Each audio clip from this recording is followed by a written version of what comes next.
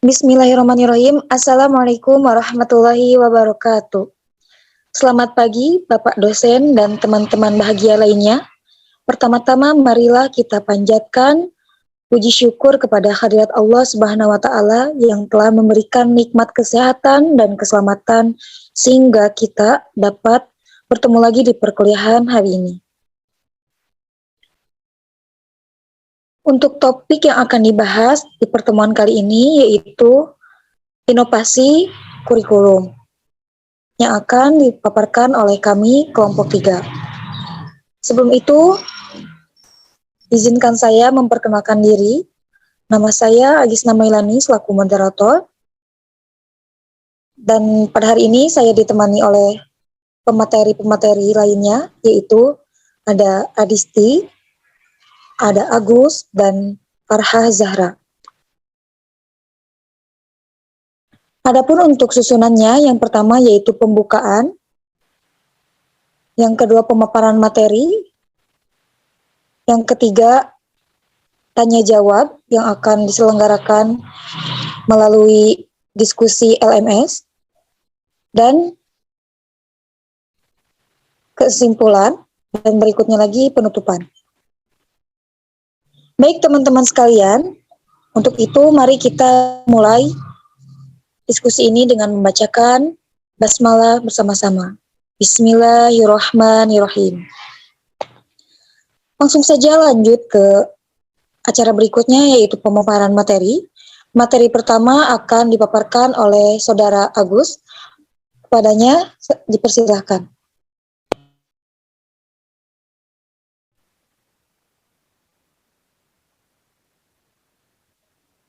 Baik, terima kasih moderator. Di sini saya akan menjelaskan mengenai pengertian inovasi kurikulum.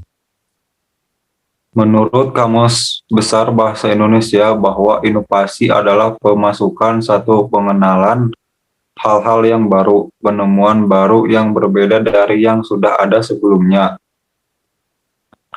Sedangkan kurikulum adalah jabaran atau terjemahan dari materi-materi yang disajikan dalam pembelajaran atau komponen yang sangat penting dalam suatu sistem pendidikan. Jadi, dapat diartikan bahwa inovasi kurikulum adalah suatu pembaharuan atau gagasan yang dapat diharapkan membawa dampak terhadap kurikulum itu sendiri.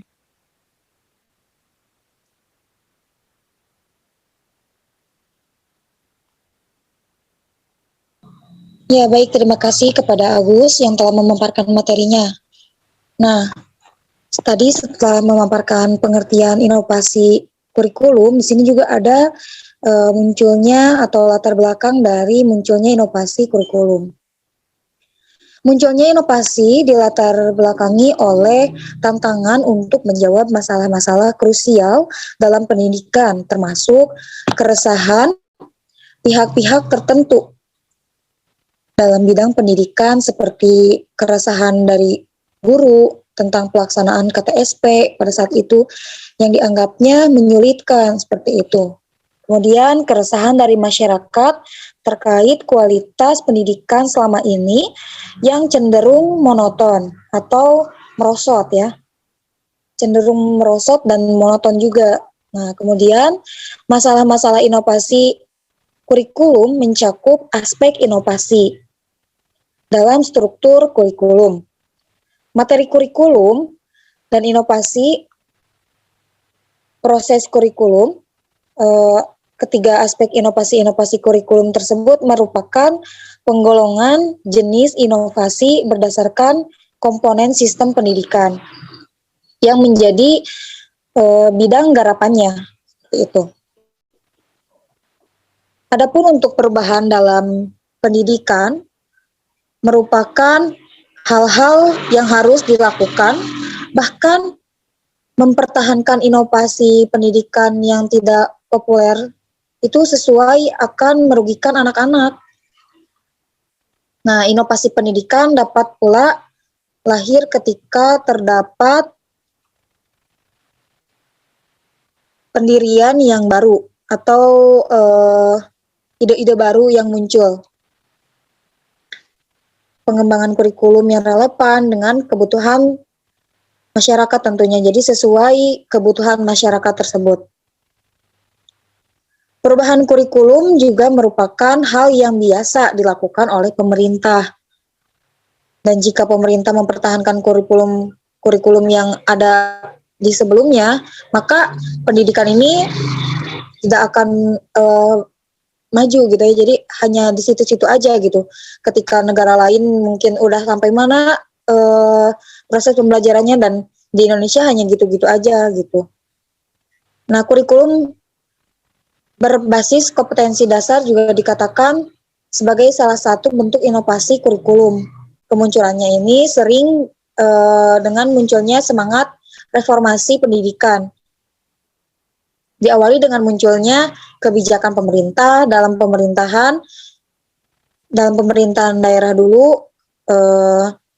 Kemudian kelahiran kebijakan pemerintah ini juga didorong oleh perubahan dan tuntutan kebutuhan masyarakatnya tadi. Jadi ketika masyarakatnya kan nggak mungkin ya, setiap generasi itu pasti akan ada perbedaan pemikiran gitu. Jadi akan beda juga kebutuhannya. Nah, sekarang kita lanjut lagi ke materi berikutnya, yaitu tentang jenis-jenis yang akan disampaikan oleh Adisti. Pada Adisti, dipersilahkan.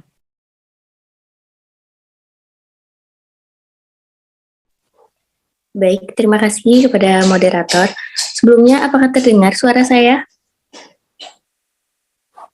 Ya, baik. Di sini saya akan menjelaskan mengenai jenis inovasi kurikulum dalam inovasi pendidikan. Nah, tentunya kurikulum di Indonesia ini telah berganti dengan jenis kurikulum yang berbeda antara satu dengan yang lainnya. Nah, di sini ada macam-macam kurikulum, ada jenis-jenis kurikulum, diantaranya kurikulum berbasis kompetensi atau disebut dengan KBK. Nah, kurikulum ini merupakan seperangkat rencana dan pengaturan tentang kompetensi dan hasil belajar yang harus dicapai siswa, yakni penilaian, kegiatan belajar mengajar, dan pemberdayaan sumber daya pendidikan dalam pembangunan kurikulum sekolah.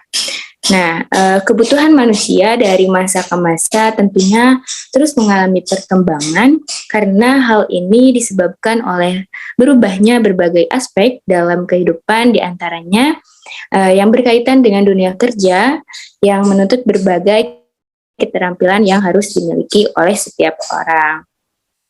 Nah, selanjutnya di sini ada kurikulum berdiversifikasi. Nah, kurikulum ini adalah wujud dari suatu kebijakan pembaharuan dari daerah sebagai suatu cara memperluas kurikulum yang berasal dari pusat dengan cara memperluas, menyesuaikan, dan memperdalam kompetensi serta bahan kajian dalam pelajaran yang disesuaikan dengan kebutuhan. Nah, jadi dalam kurikulum ini tentunya mampu menjabarkan atau mampu diperkaya dan ditambahkan atau dimodifikasi sesuai dengan keadaan ya, karakteristik dan kebutuhan daerah atau peserta didik atau sekolahnya. Selanjutnya ada karakteristik berbasis masyarakat. Nah, ada kurikulum berbasis masyarakat. Nah, kurikulum berbasis masyarakat ini merupakan kurikulum yang bahan dan objek kajiannya kebijakan dan ketetapan yang dilakukan di daerah. Jadi disesuaikan dengan lingkungan alam, sosial, ekonomi, budaya, dan disesuaikan pula dengan kebutuhan pembangunan daerah yang perlu dipelajari peserta didik tersebut. Nah, selanjutnya ada kurikulum berbasis sekolah. Nah, kurikulum berbasis sekolah adalah suatu upaya pengembangan kurikulum yang melibatkan semua warga sekolah dalam kegiatan pengembangan kurikulum, yang dimana mencakup perencanaan, pelaksanaan, dan evaluasi suatu inovasi kurikulum yang diterapkan. Nah, selanjutnya ada kurikulum berbasis keterpaduan. Nah, kurikulum ini merupakan kurikulum yang memungkinkan peserta didik, baik secara individual maupun secara klasikal, aktif menggali dan menemukan konsep dan prinsip-prinsip secara holistik, bermakna, dan otentik. Nah, kurikulum secara terpadu berarti suatu bentuk kurikulum yang meniadakan batas-batas antara berbagai mata pelajaran dan menyajikan bahan pelajaran dalam bentuk unit atau keseluruhan. Mungkin itu yang bisa saya sampaikan. Saya kembalikan kepada moderator. Terima kasih. Suaranya dipersilakan. Prosedur inovasi kurikulum. Pengembangan kurikulum didasarkan pada karakteristik siswa, terutama siswa sekolah dasar yang memiliki beberapa karakteristik, salah satunya adalah holistik.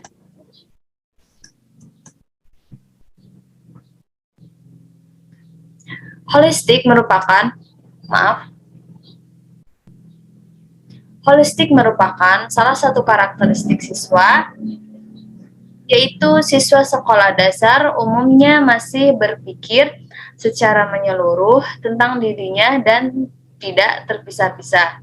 Oleh karena itu, didasarkan pada karakteristik pembelajar, maka kurikulum yang berlaku di Indonesia terus mengalami perkembangan. A. Prosedur pengembangan kurikulum berbasis kompetensi atau KBK. Dalam pengembangan kurikulum berbasis kompetensi, terdapat dua tahapan atau dua prosedur yang dilakukan. Itu menurut Depdiknas 2004. Yaitu yang pertama, piloting. Piloting merupakan suatu tahap percobaan pelaksanaan implementasi secara mini dari kurikulum berbasis kompetensi. Yang kedua, sosialisasi dan diseminasi nasional. Nah, sosialisasi dilakukan untuk menjelaskan beberapa hal, yaitu alasan penyempurnaan kurikulum, alasan inovasi kurikulum yang baru, makna dari kurikulum berbasis kompetensi, dan komponen dari kurikulum berbasis kompetensi. B. Kurikulum berdiversifikasi.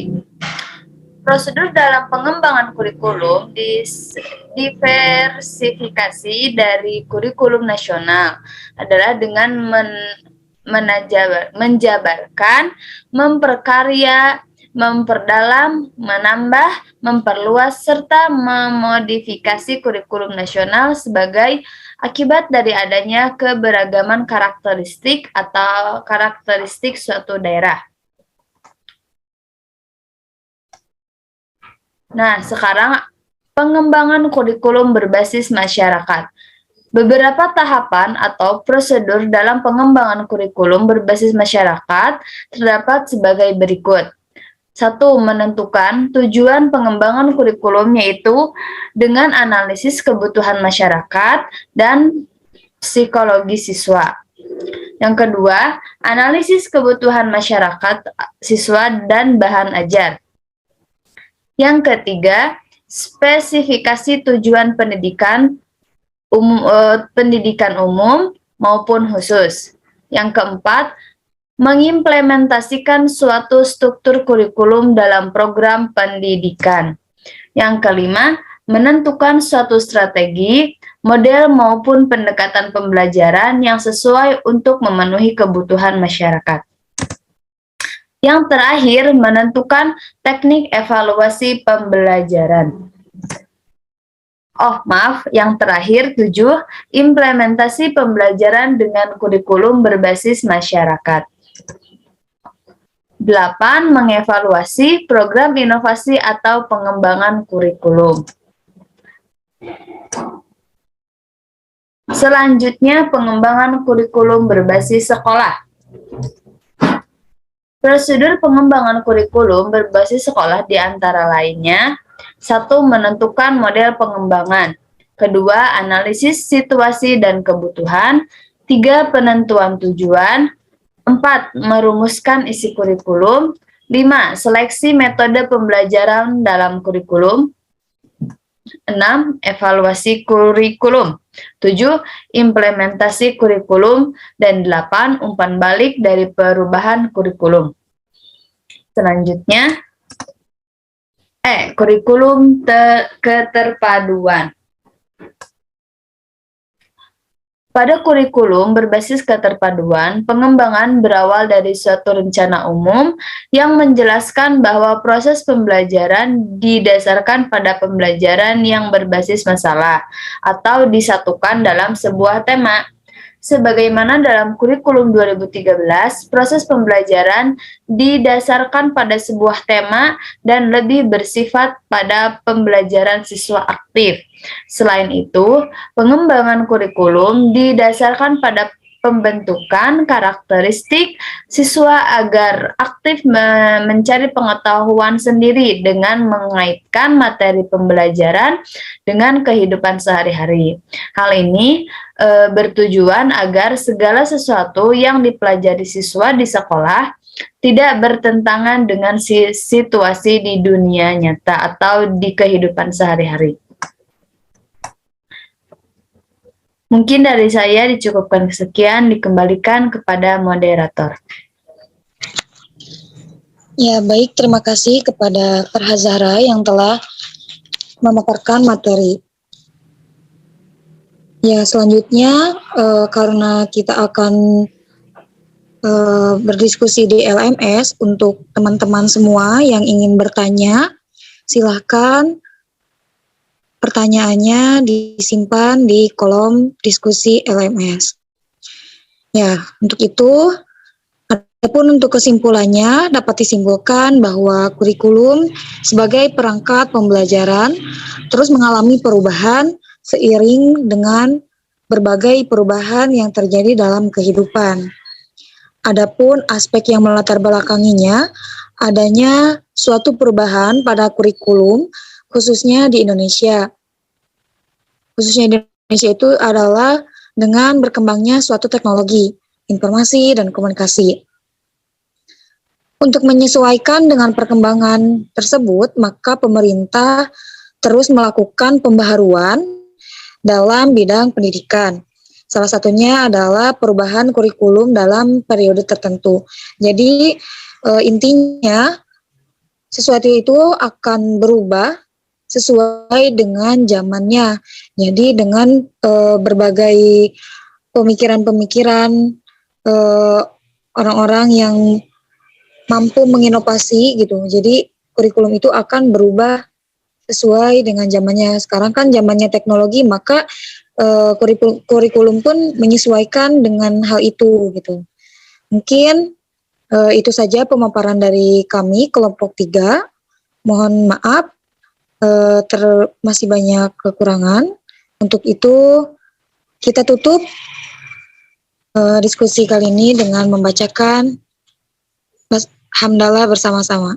Alhamdulillahirabbil alamin.